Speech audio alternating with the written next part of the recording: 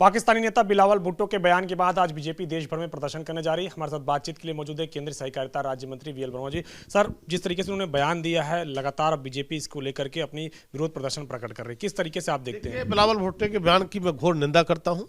इस प्रकार का बयान भाजपा नहीं बल्कि देश का कोई भी नागरिक बर्दाश्त नहीं करेगा और भारतीय जनता पार्टी पूरे देश में इसके लेकर विरोध प्रदर्शन कर रही है।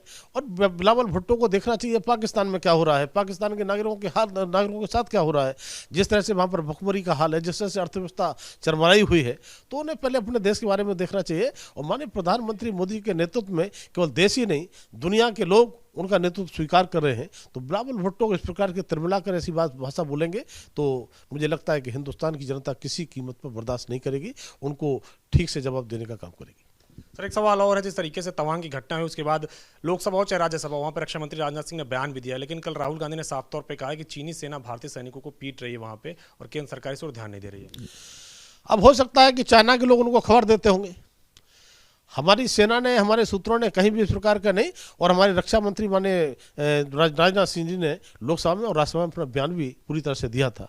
और हमने पता है जब पिछली बार इस प्रकार की घटना हुई थी तब भी पूरे देश ने देखा था और किस तरह से हमारे सैनिकों ने उनको धकेल करके पीछे और कितने लोगों को हताहत करने का काम किया था। लेकिन ये विपक्ष के लोग, राहुल गांधी जैसे लोग कभी स्वीकार नहीं करते। इन्हें जब कोई बात करनी होगी तब चाइना की बात करेंगे, जब बात करनी होगी तो पाकिस्तान की बात करेंगे। पता नहीं अप्रत्यक्ष रूप से उनका समर्थन क्यों करते हैं। अभी राजीव गांधी फाउंडेशन में कितना पैसा कहां चाइना से कैसे आया था उसका तो जवाब वो दे नहीं पा रहे। तब मैं कह सकता हूं कि राहुल गांधी इस प्रकार की घटिया मानसिकता से अगर हमारा सेना का मनोबल गिराने का काम करेंगे तो मुझे लगता है कि देश की सेना तो स्वीकार नहीं करेगी, साथ में हमारे देश के नागरिक भी स्वीकार इसको नहीं करेंगे। सर, एक सवाल और है, जिस तरीके से उपचुनाव में शिवपाल यादव ने कहा था कि अखिलेश यादव को छोटे नेताजी कहें सब लोग, अब पोस्टर्स लगने लग गए हैं। कानपुर में देखा जा रहा है काफी ज्यादा पोस्टर्स लग रहे हैं। देखिए, अखिलेश यादव छोटे नेताजी, बड़े नेताजी, वो कुछ भी कहते रहे और उनके परिवार का मामला है। मैं कई बार कहा भी है कि पार्टी नाम तो समाजवादी जरूर है लेकिन पार्टी पूरी परिवारवादी है। और जहाँ तक अखिलेश यादव जी का सवाल है तो मैं उनके बारे में कहूँगा कि ऐसा कोई सगा नहीं जिसको अखिलेश ने ठगा नहीं। और सम्मान का जहाँ तक सवाल है तो अपने पिता श्री मुलायम सिंह का सम्मान उन्होंने नहीं किया तो चाचा शिवपाल यादव का सम्मान क्या करेंगे। और चाचा शिवपाल यादव के लिए क्या क्या उन्होंने जो है अगर चले जाएं अतीत में तो क्या क्या नहीं किया है।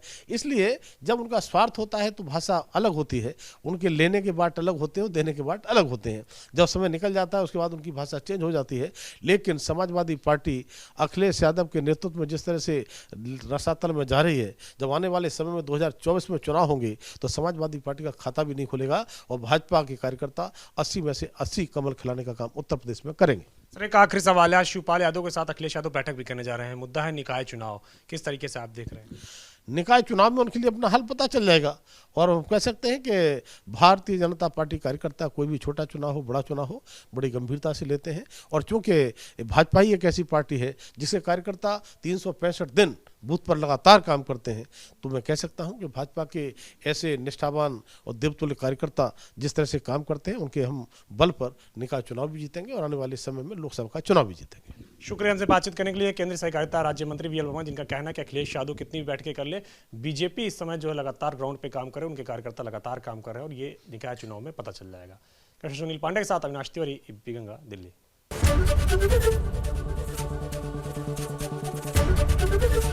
एबीपी गंगा, खबर आपकी, जुबान आपकी।